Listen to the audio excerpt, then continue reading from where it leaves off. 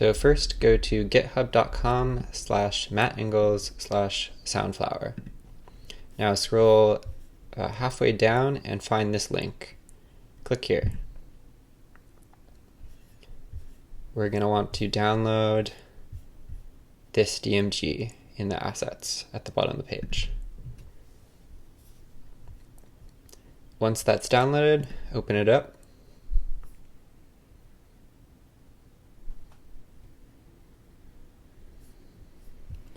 And let's open the installer.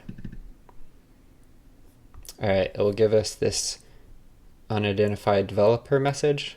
Click OK. Go to your system preferences and search for security. It's right here.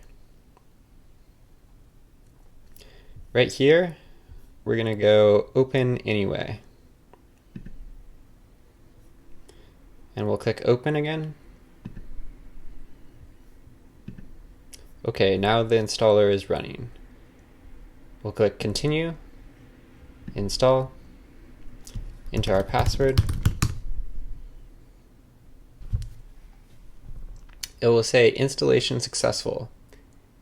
If you didn't get that message and you get another warning message, it just means you have to go back into the system preferences and click allow again. There'll be another message here. I already installed this, so I don't have to do that. But if you get an error message when you're installing, go back into here and click allow. Now that Soundflower is installed, we're going to create a new multi-output device so we can record audio playing on our computer.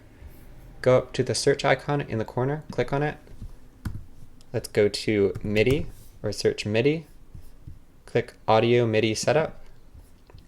Click the plus sign in the corner to create a new device and click Create Multi-Output Device. Soundflower is already checkmarked. The other one we want to checkmark is built-in output.